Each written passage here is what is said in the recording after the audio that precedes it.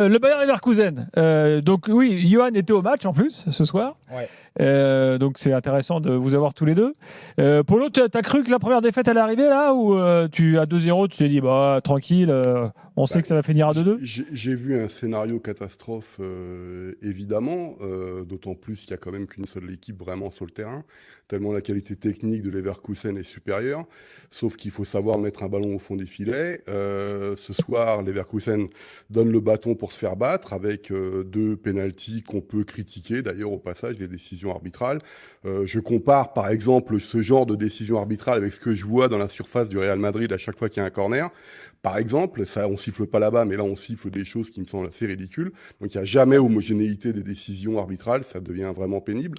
La deuxième chose qui me semble importante, c'est cette incapacité depuis plusieurs matchs à tuer des rencontres qui sont assez faciles. C'est compliqué. Il y a la composition, une fois de plus, de Alonso. Avant la rencontre, il explique différentes choses. Il a besoin de flexibilité, il veut essayer des choses, etc. J'avais presque envie de lui dire, mais attends, t'es en demi-finale d'une Coupe d'Europe. C'est important d'être en finale. Et puis, comme il donne pas vraiment d'informations pourquoi Wirtz n'est pas titulaire. Il le donne après la rencontre. Il dit non, mais il a toujours un coup à la cheville, à la cuisse, pardon. Donc je ne le mets pas titulaire. Mais ça n'explique pas pourquoi il ne met pas un véritable numéro 9. Pourquoi Boniface ne joue quasiment plus ou joue 10 minutes, 15 minutes de temps en temps en Bundesliga. Pourquoi il attend pour faire entrer Patrick Schick, etc. Donc ce soir, Leverkusen, une fois de plus, c'est un scénario extraordinaire. Donc pour l'expliquer. Je sais que ça plaît à beaucoup de personnes, mais moi j'ai envie de dire c'est un peu comme si ceux qui pensent que l'univers Marvel c'est du cinéma, quoi. Tout ça, moi ce qui m'intéresse c'est les performances avant.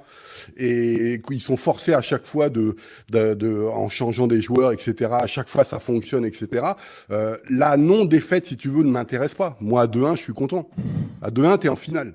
La série Oui, de non-défaites, c'est des trucs. Tout le monde regarde quand même ça, malgré Ouais, tout. non, mais moi je suis pas gala. Moi je m'en fous complètement de cette série. Par esprit de contradiction, qui est ton Mais c'est pas un idéologie. esprit de comparaison. J'en ai rien à faire de cette série. C'est pas gala, Polo, c'est quand même l'histoire, non? Mais c'est quoi l'histoire? L'histoire, c'est que tu gagnes le titre de Bundesliga. Oui, mais que derrière, t'enchaînes 5 défaites, on en a rien à faire. Non, mais c'est la mais ça, c'est vraiment les trucs. C'est vraiment les trucs inintéressants pour moi. Oui, ça m'intéresse Toute pas. l'Europe s'y intéresse quand même, je te le signale. C'est la société du 21e siècle. Polo, je suis assez d'accord. Mais si, c'est comme ça. Je me range du côté de Polo parce que moi. Mais c'est évident. Il n'y a même pas à discuter. À 2-0. Non, mais attends, à 2-1, je trouvais qu'effectivement, la saison de Leverkusen restait incroyable. Mais surtout, je te trouve sévère sur un truc, Polo, là, quand même. Alors, ok, ils n'ont pas marqué, mais t'as vu les stats et les arrêts de Svillar ce soir. Il a fait 12 arrêts, t'as 28 occasions, 32 tirs, 13 tirs cadrés. C'est un miracle absolu ce qui est arrivé à Rome, en fait. Hein. Mais je sais, mais c'est le problème d'efficacité. Et oui, moi, ce qui me. Je suis d'accord, mais moi, ce que je veux dire, je vais même te dire, même s'il y a eu 2-0 et prolongue, j'aurais vu encore un match incroyable de Leverkusen, la Roma sauvée par son gardien, le foot étant avec le foot à deux pénaux. Du ciel, hein. Franchement, oui, d'accord, c'est bien d'être exigeant, t'as sans doute raison sur la compo. Moi, j'ai encore vu un match incroyable de Leverkusen dans la moitié de terrain de Rome. Hein. Mais parce qu'ils sont il y a 2 classes d'écart entre les 2 équipes. Sauf qu'ils se mettent en difficulté. Donc voilà, c'est aussi simple que ça. Johan, tu confirmes tout ce que dit Polo vu du stade? Ouais, moi j'ai adoré le match. Mais j'ai tout aimé en fait, même ce qu'a fait la Roma. Alors évidemment, il faut s'appuyer sur un grand gardien. Ils ont le droit d'avoir un grand gardien aussi. J'ai assez pesté après Rui Patricio qui servait à rien, qui était juste le balai dans le placard pour aller chercher le but, le ballon au fond du but. Là, maintenant, la très grosse décision de De Rossi quand il est arrivé, c'est de mettre Milos Velar dans les cages et on voit une énorme différence tout simplement. Donc évidemment que Leverkusen est largement au-dessus techniquement. À la télé, on s'en rend compte, mais vraiment au stade, la qualité technique et le jeu en une touche de balle, mais c'est surtout la vitesse d'exécution des joueurs, c'est vraiment impressionnant. Et ils ont étouffé la Roma pendant une bonne partie de la première mi-temps.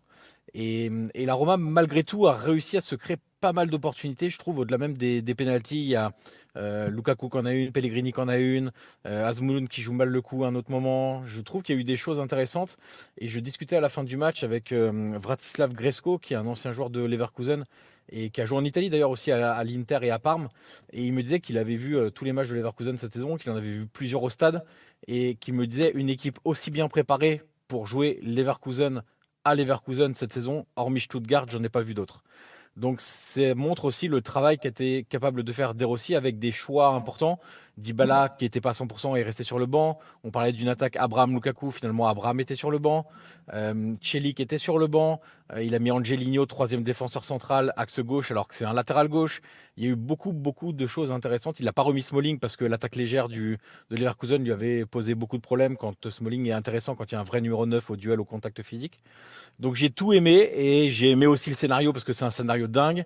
J'ai aimé le stress des supporters de Leverkusen quand il y avait 2-0. J'ai aimé l'euphorie des joueurs de la Roma quand il y avait 2-0 et des supporters de la Roma. J'ai aimé la joie des supporters de Leverkusen, la détresse des supporters de la Roma. Bref, c'était un super match de Coupe d'Europe. Ouais, c'était clairement le match du soir. Franchement, à voir, c'était incroyable. Et c'est vrai que le Bayer Leverkusen, de ce qu'on voit, tu vois, là, même par rapport à l'Atalanta, là, la finale va être sympa. La finale déjà va être sympa. Mais c'est vrai que les Leverkusen est incroyable. Je rappelle que Leverkusen est encore aussi en finale de la Coupe d'Allemagne. Comme l'Atalanta est en finale de Coupe d'Italie. Exact.